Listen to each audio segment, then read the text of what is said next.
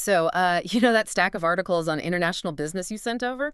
Well, get ready because we're doing a deep dive on this one model, the All right. Uppsala model. Yeah. It's like, it's like the foundation of how companies go global. Yeah. But the real question is, does it still hold up in today's world?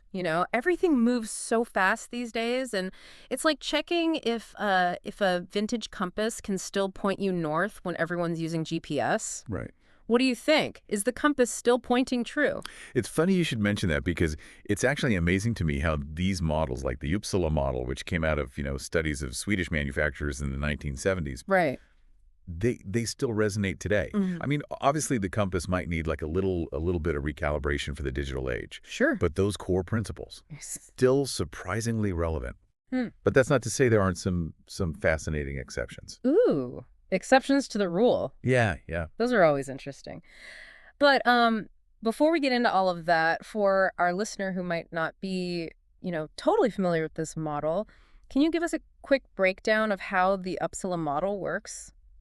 Absolutely. So imagine a company, and they're just kind of dipping their toes into a foreign market. Okay. They're testing the waters before they, kind of jump in. Right. And they start with what's called psychic proximity. Psychic proximity. Yeah, which basically means they venture into markets that feel familiar, Okay. either geographically or culturally. Mhm. It's kind of like you wouldn't climb Mount Everest before you even, climbed your local hill. Right. Makes Yeah. sense. So they start small and gradually get more comfortable taking bigger and bigger leaps. Exactly. Yeah, it's Yeah. a four-step process. They begin with sporadic exports, so Mhm. just kind of testing the market. Okay. Then they might start working with independent representatives in that foreign market. Okay. As they gain a little bit more confidence, they might set up a sales subsidiary, something a little more permanent. Mm-hmm. And then finally, if they're feeling really good, they take the plunge with full-blown production in that foreign market. Okay. So it's like dipping your toes in, getting some experience, and then taking bigger steps. That makes sense. But where's the part where it says companies have to play it safe?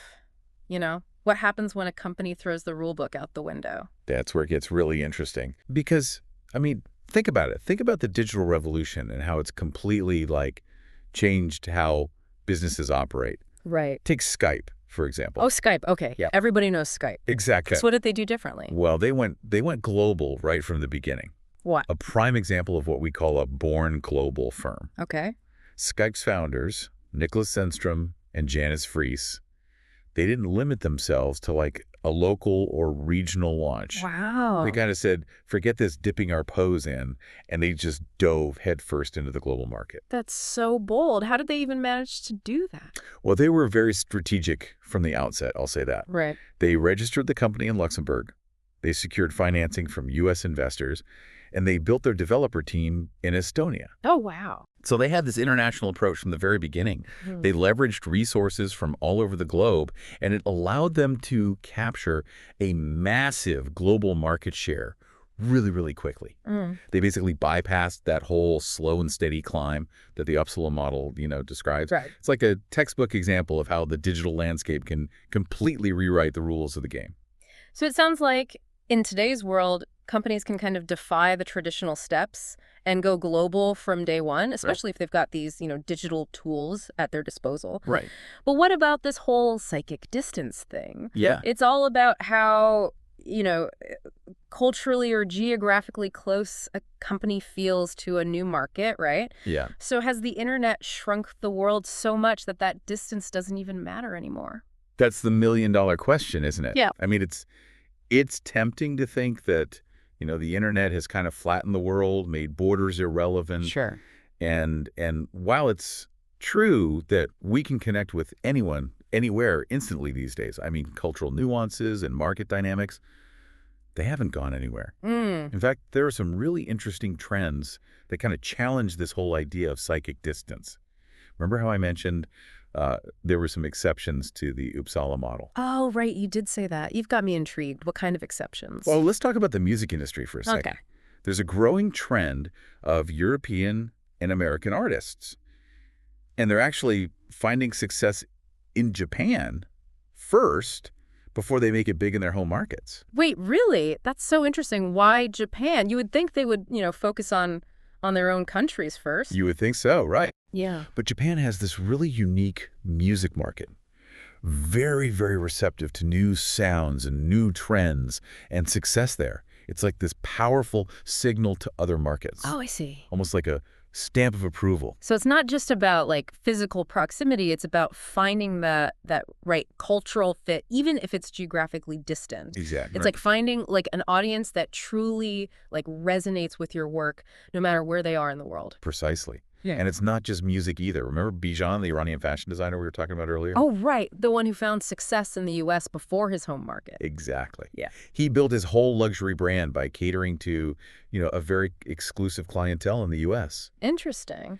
It was a strategic move that kind of defied that traditional approach of build your brand at home first. It just goes to show that sometimes venturing out to a market that on the surface might seem culturally distant, that can actually be it can be a surprising advantage. Yeah, that's so interesting. It's like the world of international business is like playing a game of strategy where the rules are constantly changing. Mm-hmm. And the Uppsala model gives you a good starting point, but it's clearly not the only path to success. Right.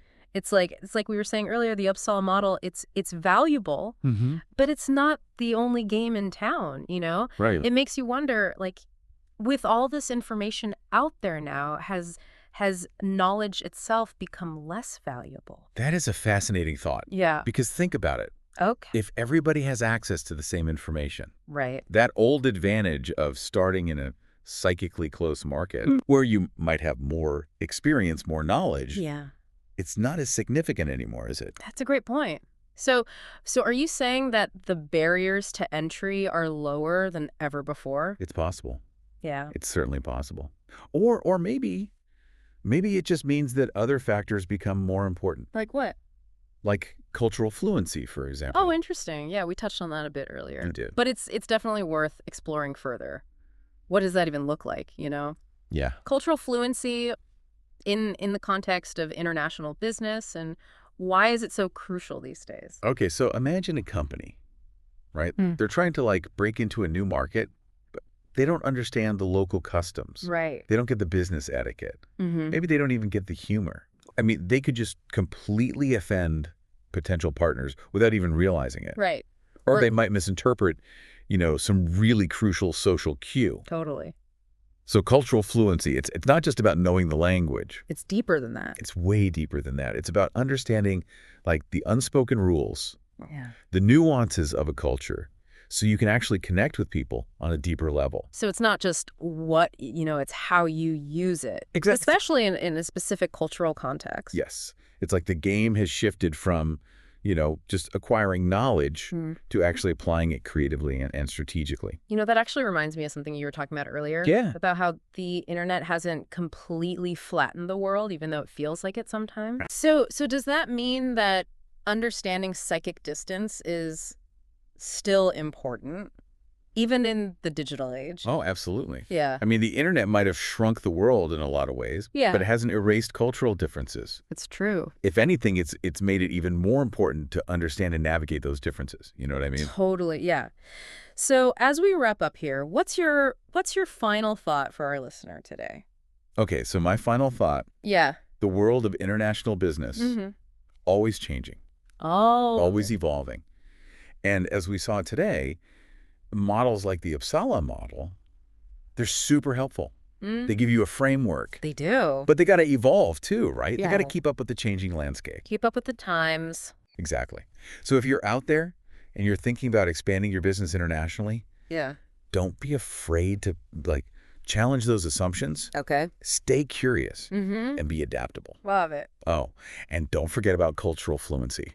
Super important. Couldn't have said it better myself. Mm. Well, that's a wrap on our deep dive into the Uppsala model. It was a good one. It really was. We hope you found this exploration as fun and insightful as we did. Yeah, thanks for having me. Oh, it was our pleasure. And listener, until next time, keep those thinking caps on.